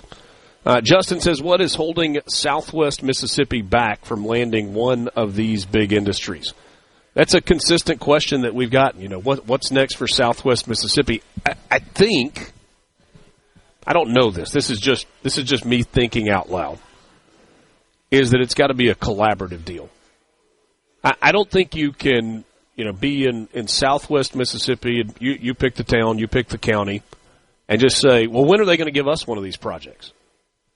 I think there's got to be a level of organization, perhaps at the multi-county level, some sort of a collaboration piece where that part of the state of Mississippi comes together and is actively pursuing some of these big industrial projects. And then when there's this active pursuit and this mechanism in place and this commitment to making it attractive for a big company, a big project to come in, then you got the state ready to jump on board and walk hand in hand, walk in conjunction. Now, that is nothing more than my opinion. And you may tell me, Richard, you are so far off base on that, and that's fine. That's fine. But you ask, what do I think needs to happen to me? That's the ticket. I want to play this for you. It's about a 2.5-minute clip. It's going to take most of the rest of the segment. But I thought it was interesting. Mark Cuban, who is a noted Democrat, and he sometimes tends to wave with the wind back and forth. You know what? I want to talk about this more. So we're going to hold this for the start of the 8 o'clock hour. But the premise here is Mark Cuban is not for, universal deportation. I'm sure that at some level he is for a mass amnesty program. And I think most conservatives are not. Some are. I'm not entirely sure. In fact, I'm pretty sure that Donald Trump is not against some sort of an amnesty program. But any time that conversation comes up, you see the right side of the right just go crazy. This is not what we voted for. We didn't vote for amnesty. We didn't vote for conditional amnesty or partial amnesty. We voted for deportation. And so there's a balance here with what I'm going to play for you after the break from Mark Cuban. And I don't think he specifically talks about amnesty, but he does point to a deportation most wanted list. And he actually calls on Democrats to get behind the effort and to help the effort, thinking that, there is motive behind his message. And the motive is he's trying to paint Democrats in a better place for midterm elections. I don't think it's a terrible strategy for Democrats, but he recognizes, and I think we all do, that it is a strategy designed to win elections, in which case they would just go back to previous policies and whatnot. I am really fascinated. The illegal immigration issue in the United States mattered to Americans, both Republican and Democrat, right? It wasn't just a right issue. It was an American issue, and Democrats never embraced that. Now that Donald Trump has done a lot of the dirty work, he has stopped the illegal border crossings. 0 illegal entries allowed after an interaction at the border in the month of June. That's impossible to wrap your mind around. If Democrats were to regain control of the House, the Senate, and the White House, would they say, well, it's done now, we'll just kind of keep the policies in place? Or would they do like Joe Biden did and actively open the borders? Would they do like Joe Biden did and tear down portions of the border wall that is now once again under construction and has the funding to be completed during this presidency of Donald Trump? To me, that's a fascinating thing to look at. Will Democrats recognize, hey, this is what the American people wanted? Donald Trump gets to be the bad guy in our eyes for putting the policies in place, but we're not going to roll back the policies that have created a safer United States? Or will they go in and burn the whole thing down in the name of let's get more illegals in who ultimately register to vote, who give us the chance to win Democrat seats over and over and over? Well, we'll get to the Mark Cuban audio coming up in just a minute. 8 o'clock hour on the way. Brian Hadad going to stop by and join us. We'll talk some Mississippi State with him as the Bulldogs are in Atlanta today at SEC Media Days. This is MRC on SuperTalk Mississippi. From Sumner to Summit to Summerall, Richard has something for you. Mornings with Richard Cross on SuperTalk Mississippi. She said, you're just a Coca-Cola cowboy. You got an Eastwood smile and Robert Redford hair. But you walked across my heart like it was Texas. And you taught me how to say I just don't care. Glad to be with you. It's Wednesday morning, middle of the week. Today is July 16th, 2025. We are officially halfway through the month of July. You have the remainder of July, and then 28 days in August before we get to the first full weekend of the college football season.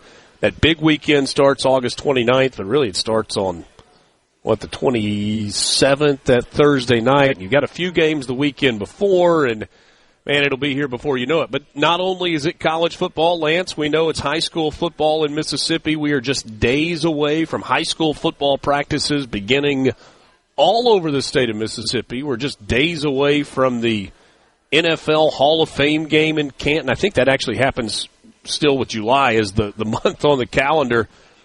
Better enjoy these last few weeks of somewhat downtime in the summer, because when we get into August, man, it gets rolling downhill in a hurry. Yeah, and we'll be able to cover more sports for you in the sports segment, as many of you will greatly appreciate.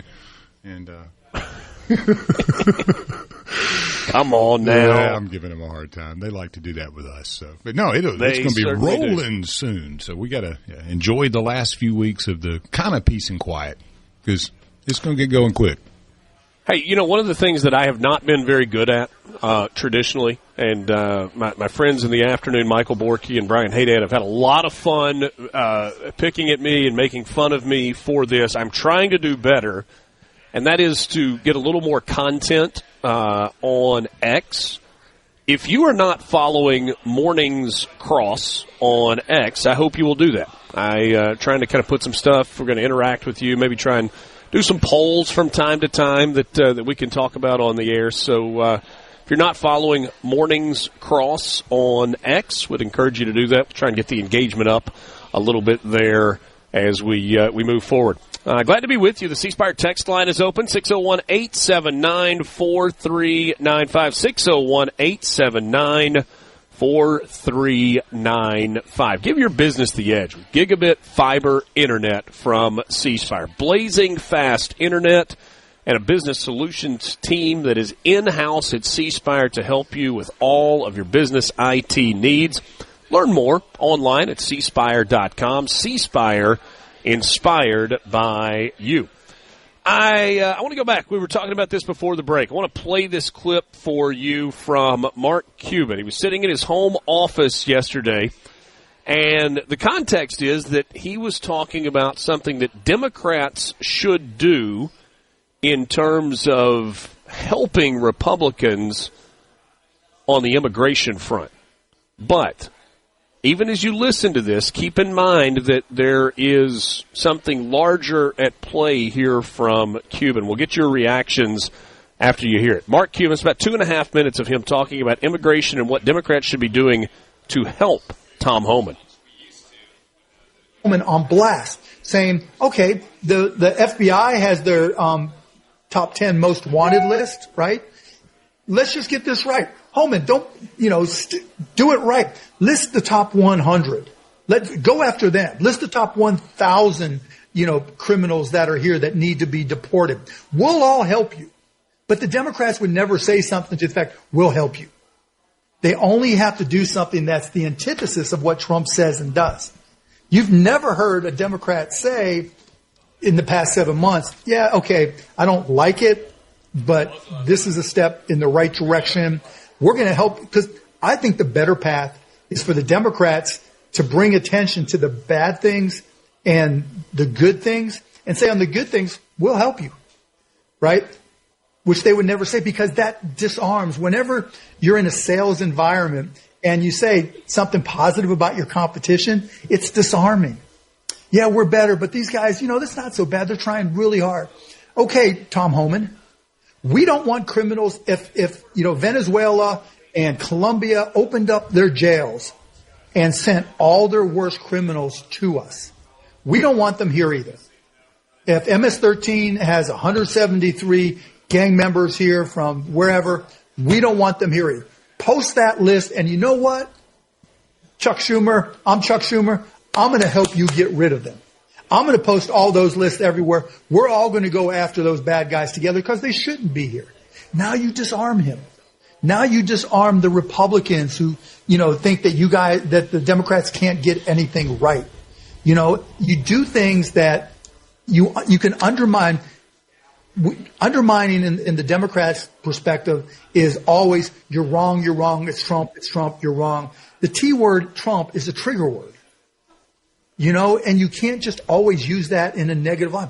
The best way to convince people to reconsider is to say, okay, they're doing this. Okay, we'll help them. But let's go, what about these people they're pulling off the streets in black hoodies, right? Post all the bad guys. We'll use our resources. Every single sanctuary city is going to, I'm going to make sure that they all allocate resources to go after the Tom Homan 100. And when one of them's off, you put another one on, we'll go after that one. Let's get those criminals out of here like they deserve to be. All right, so that's Mark Cuban. And look, whether you like Mark Cuban or not, you can recognize that he's a smart guy. He's been very, very successful from a business standpoint. So what is Mark Cuban getting at here? What is he not saying that he's actually saying here. Because there are a couple of things that popped out. He said, Democrats will never say, we'll help you, Trump.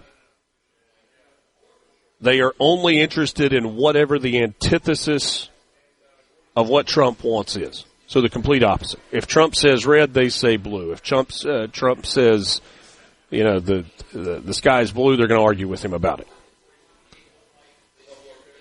There is one particular problem with this idea from Mark Cuban, and that is we don't know who all is here that needs to be gone because of the millions and millions of people that came into the country illegally without vetting, without identification, just let in during the previous 4 years. So that's one problem with this idea. He said the T word is a trigger. They hear the word Trump and it's just on tilt. But what is it? Why is Mark Cuban saying this? Because he is giving advice to Democrats on what their messaging needs to be and how they need to be helping Trump, which he says is a complete non-starter, but it's like a thought exercise. Well, there are two things. One, he thinks you soften the edge a little bit on policies tied to Democrats. It gives them a better chance to win elections, so that they can get back into office and get policies that they want going and get things moving in a left direction again. There's no doubt. That's part of it. But I'm convinced that the other part of it is if you help and you say, look, we all agree. He used Chuck Schumer as the example. You want to say Chuck Schumer or AOC or Adam Schiff or whomever. If you had those people come out and say, look, we all agree that criminals from other countries released into the United States is bad, and we are going to help you get them out. What are you doing? You're laying the groundwork to say, let's get rid of the bad. Let's get rid of the worst of the offenders, the worst of the violators. But let's slow down just a little bit on the rest of the deportation. Like, let's put an amnesty program so that people who have been here, who are doing okay, are okay to stay. And they believe that those largely would be Democrat voters, that they would be able to sell that, and that they would parlay that into winning elections. Mike in Gulfport says, I heard Cuban on TV yesterday. It was apparent to me that he only wants the criminal aliens out, and he's backing that. I think you're right that Cuban wants an amnesty program for more Democrat votes. With the net worth of some of the folks like Cuban, they won't have to deal with the result other than using cheap labor and getting richer. Thomas in Greenwood says, nope, no amnesty. I wasn't arguing for it, Thomas. I was saying I think that ultimately that's what the message is that Mark Cuban is passing along. He's saying, let's focus on the violent ones. We can all agree on that. Let's get the bad guys out, but we can make a home for some of these other folks. C-Spire text line, conservative Republican could not agree more with Douglas Carswell in our earlier conversation on universal school choice. He said we have an attendance problem. That's a parental issue. Hold them accountable. Choice will not fix that, especially with no accountability for private schools and homeschools. Education in Mississippi has taken off. Several of the states that have gone choice have digressed in performance, not to mention destruction of athletic parity between schools. See West Virginia. Choice will negatively affect those great programs we have in so many of our communities. We need to address underperforming schools, not destroy the great programs like we have in, for example, Oxford. Please have a conservative on your program that can explain the implications of choice. I think we've done that a lot, and we will continue to. Ooh, little red clay strays? Yes, sir. We're back with you right after this. Brian Hadad joins me next. From the Venable Glass. Morning, partner. The sun is up, the coffee is on, and you're starting your day right. Mornings with Richard Cross here on SuperTalk, Mississippi. 'Cause everything that glitters is not gold.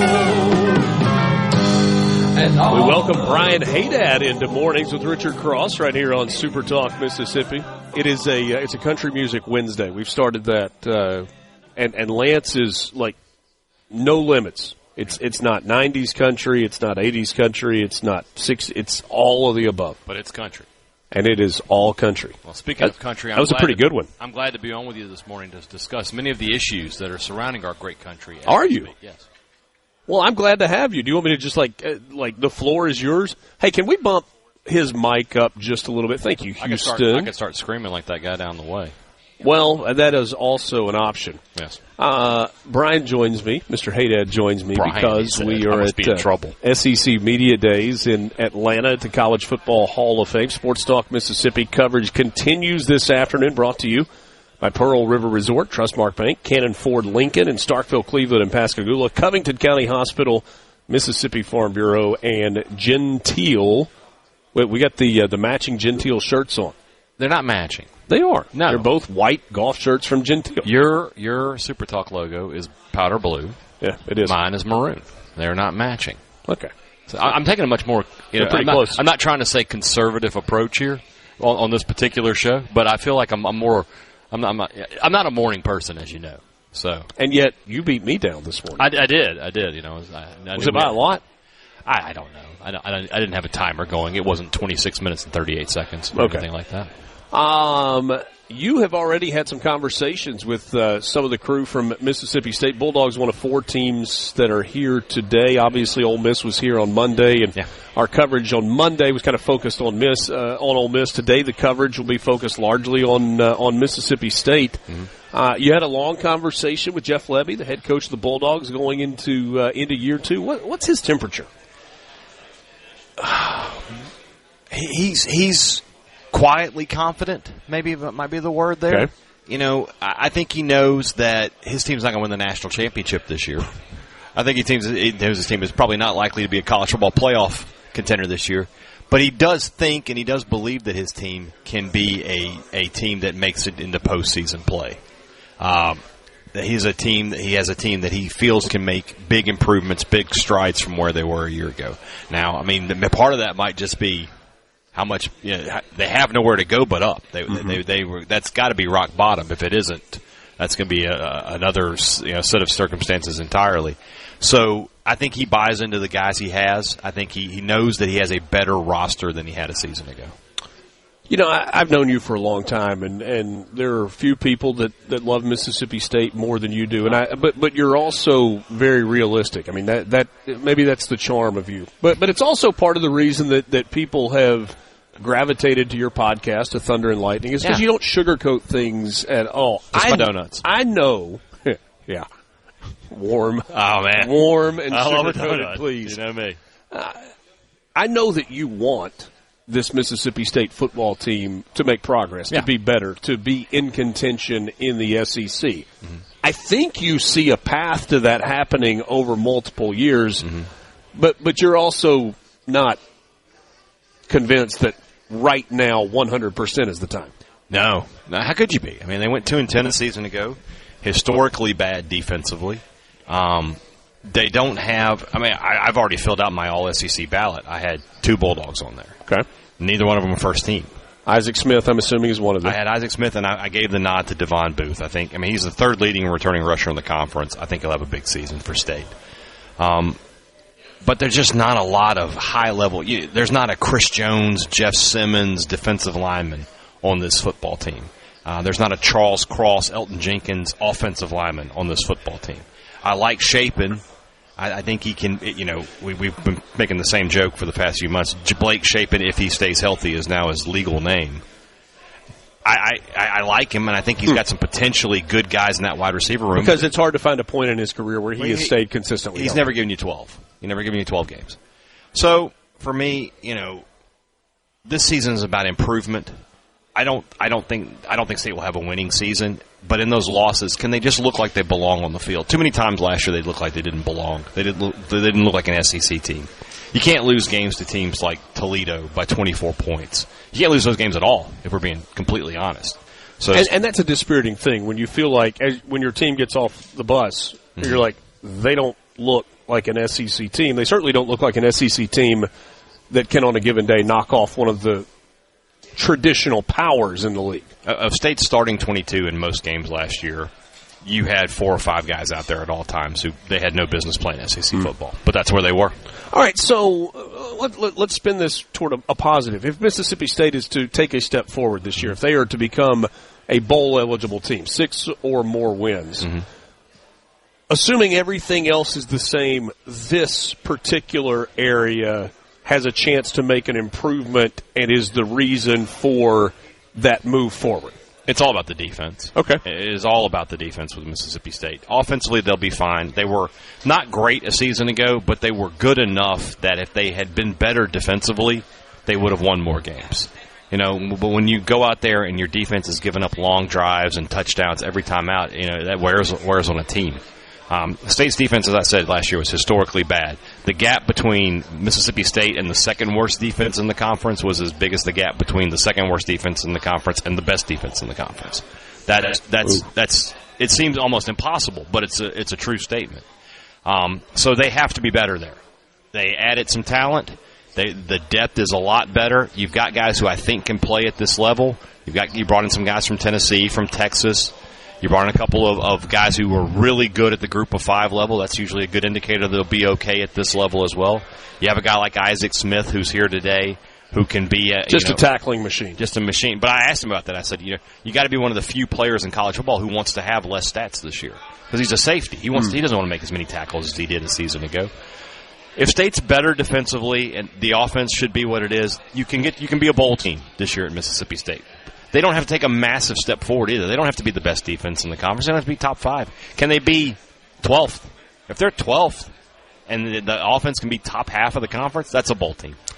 The schedule does not do Mississippi State a lot of favors. A Southern Miss team that's going to look, we think, drastically different than they did a year ago with Charles Huff in his first year in the season opener. And then you come home and you get the return trip from Arizona State. Had to go out to the desert last year. Who knew when Mississippi State and Arizona State played in week 2 that was going to be a college football playoff team? Yeah, you couldn't have known. Good news is they don't have Cam Scattaboo this year. Yeah, the State's defensive guys will see him in their nightmares the rest of their life. But Leavitt's still a really good quarterback. That USM game, if State had played Marshall last year, they would have lost. Okay. And Southern Miss goes and gets 20 guys from Marshall and their head coach. A decade ago, Mississippi State versus Southern Miss would not have been much of a game. And it wasn't. You can go back to the first 2 times they played it. State won those 2 games easily. That's not going to be the case this year. I think that's going to be – if State wins that game easily, that's a great sign for what's to come the rest of the way. But if they go down there and struggle, that's also an indicator that this year is going to be a struggle. And interesting, you and Borky have more interaction with Southern Miss fans on a daily basis than I do. But from the folks that I've talked to, and we're talking realistic Southern Miss fans who've been really frustrated, there is a ton of confidence against the Golden Eagles faithful in their opportunity to pull off an upset in that season opener. And some of them don't even think it's going to be an upset. And it will be. State's right now a 13.5-point favorite. That line will stay in that area. It may even go up because it is – when you just do the labels and it's just SEC team versus Sun Belt team, that's what the line's going to be. Sure. But that being said, Southern Miss fans, as you said, are very confident in their team. They're very confident in Charles Huff, and they should be. Charles Huff is a really good football coach, and he's going to get that program going in the right direction. Spent some time in Starkville. He absolutely did. And, I had the pleasure of having a conversation with him a couple months ago here on SportsTalk. That's still available on the SuperTalk YouTube channel if you want to go check it out. And he believes in his team, and I do too. I think they're going to be really good. I don't know if they're going to beat Mississippi State week 1 or not, but I do think overall they're going to be good. And for Mississippi State this year to bring that back around, like I said, there's this world that exists where State is able to beat Arizona State and beat Northern Illinois and beat Southern Mississippi, and they're 4-0 when they host Tennessee, and all of a sudden there's college football in Starkville again, and we have excitement and a big crowd for that game. But they got to win those games, and we'll have to see if they can do it. Well, and the truth of the matter, in terms of excitement, it's been a while, right? You have, even in Mike Leach's final season where he finished things off with an Egg Bowl win over Ole Miss before his untimely passing, that was not a season that was inspiring confidence. People were kind of down on the program. And then you have the Zach Arnett year, and obviously year 1 a season ago. Mississippi State fans have to be just chomping at the bit for something to grab onto and be excited about. They want it. They do. And, that's been evident in, you saw, I think yesterday or Monday, Mississippi State announced a record fundraising year. Well, people don't give $86 million, I think it was. Almost 85. And they don't give money, because they just want to. They give money because they believe and they think this team can get going, and they know that money is key to that. But if you want to keep that going, you got to start winning some games. You know this song? I don't. Let's go to Lucan, Texas. Yeah, there you go. So that was enough for you to have had that one. Well, although I know country music is not your first choice. Old country, not my first choice. Yeah. So, reason for optimism? Yes or no? Yes. Cautious optimism. Cautious. Keep it cautious, guys. Brian Hadad, you can check out all of us. Borky Hadad. This afternoon, Sports Talk Mississippi coverage presented by Pearl River Resort. What did any of that have to do with the economy? I thought I was here. Well, if you want to hang for another segment. From the Seabrook Paint. You're from Abbeville, Batesville, DeIberville, or any other ville in the SIP. You're starting your day off right. Mornings with Richard Cross. Super Talk, Mississippi. Daddy was in the backyard rolling up a garden hose. I was on the porch with Charlotte feeling up down to my toes, and we was swinging. Yes, we was swinging. Little Charlotte, she's as pretty as the angels when they sing. I can't believe I'm out here on a front porch in the swing, just a swinging. A little less than half an hour left with you. It's Mornings with Richard Cross. We roll through this 8 o'clock hour. Thanks for joining us alongside Lance Tolbert. I'm Richard Cross. My thanks to Houston McDavid, who is engineer extraordinaire. And he has been making it happen. He's been kind of juggling some stuff this morning, not only getting us on the air, but making sure that Hadad's had what he needed for interviews, and a lot of moving parts here. And Houston makes it all happen. Lance? Yes, sir. What's the what does the day hold for you? Today? Just the usual stuff. Yeah. Just a random Wednesday in the middle of July. Where's the lunch spot today? Yeah, I'm not sure. You sent Sands and me a picture from lunch the other day, and I was like, man, that looks like a spot right there. Fried bologna sandwich with the fried egg on it. Yeah, that's always on the list. Got a couple things to do after today, though. Some family things, but I'll probably make a pit stop somewhere. I did hit Taco Tuesday yesterday, and for three tacos and a beer, I spent $10. I was blown away, man, and it was good stuff too. So I wish Taco Tuesday was every. Yeah, I wish that was every day. Yeah, I'd be hitting that again. Go to the same place every time for Taco Tuesday, or you will now? I will now for that price. Yeah, that was a deal, man. C-Spire text line open to you, 601-879-4395. Just tuning in, did we already get Hadad's thoughts on the inflation readings this morning? Well, he wanted to stick around and do that, but you hit the eject button on him. Somebody said I was no, he ejected himself. I told him he was welcome to stay around. No, I saw somebody him. Else said I was. Yeah. I was just about to cut on the very best podcast in the game today, Thunder and Lightning. Then Richard tells me I get Hadad live. Yeah. Think I'll hang around a little longer. Appreciate the work both of you do. Well, we appreciate you hanging around a little longer as well.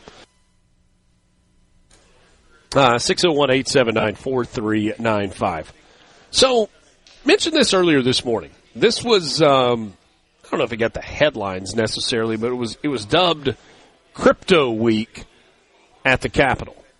And there are 3 different bills that are kind of floating around in congressional circles. One that has already been passed by the Senate and has been sent to the House.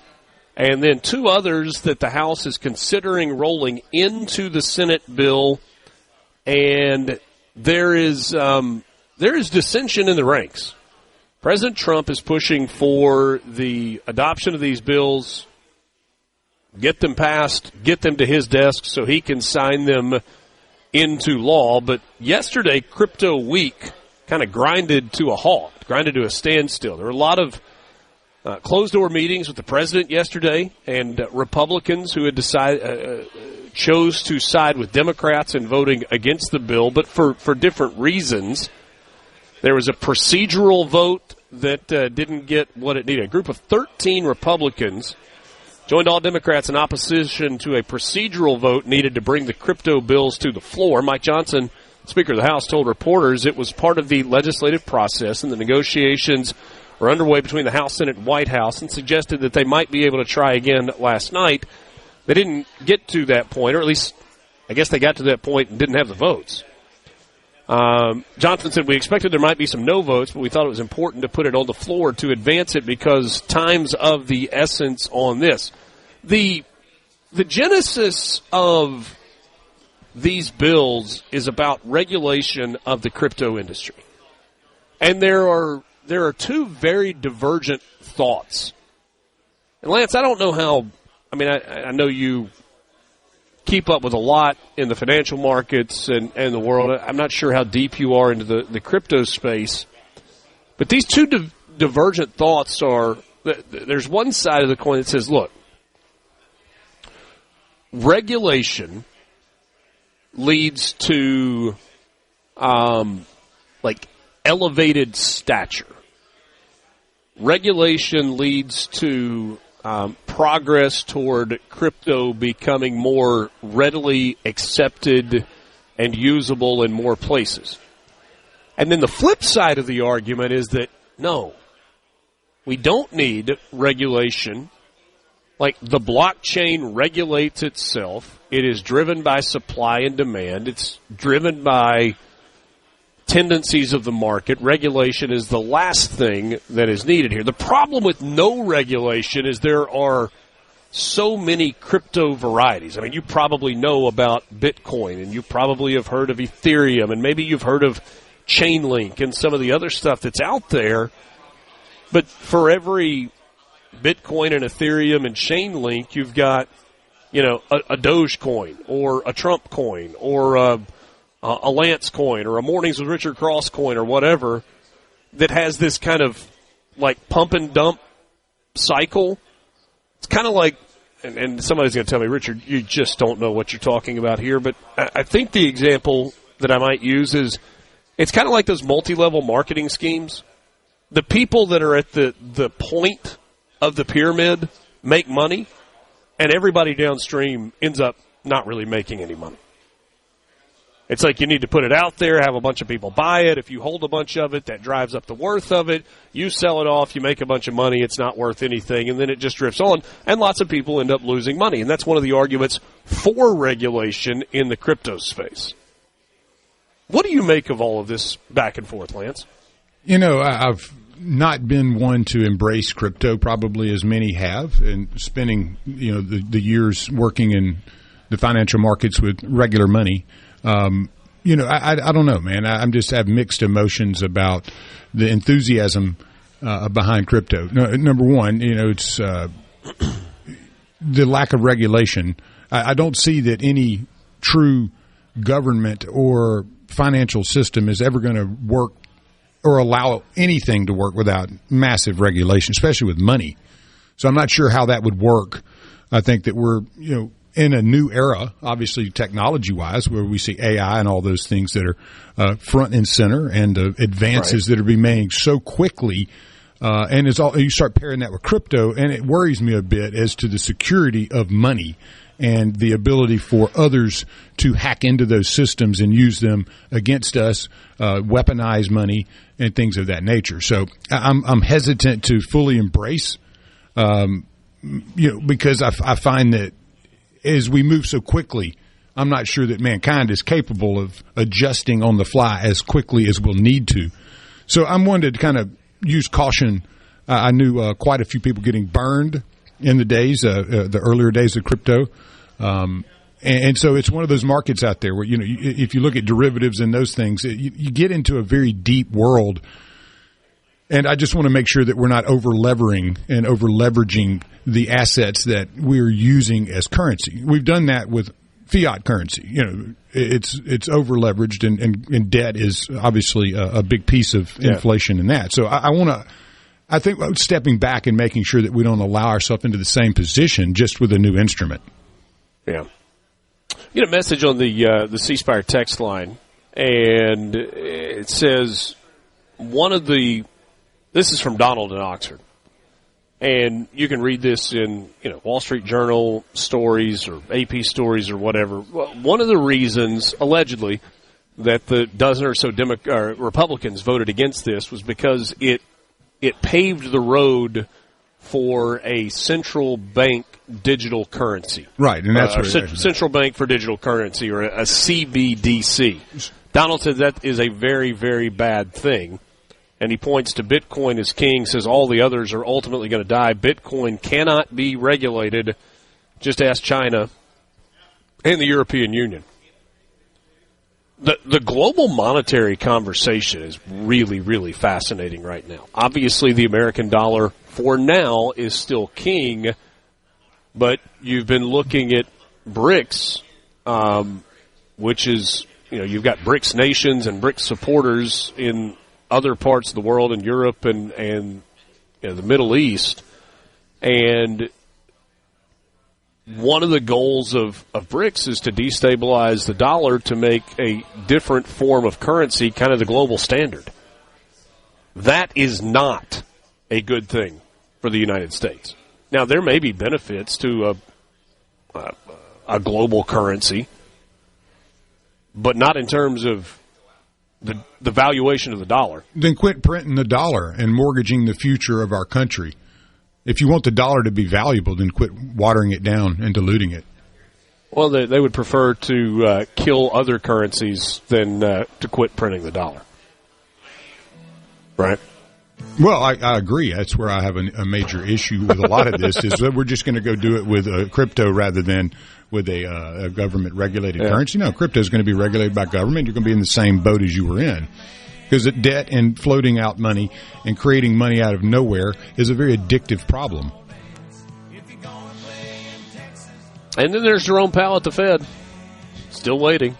Rate's going to come down. Well, now he's got the cover of, the inflation numbers are actually up a little bit. The consumer price index for July or June was not as rosy as some had hoped it was.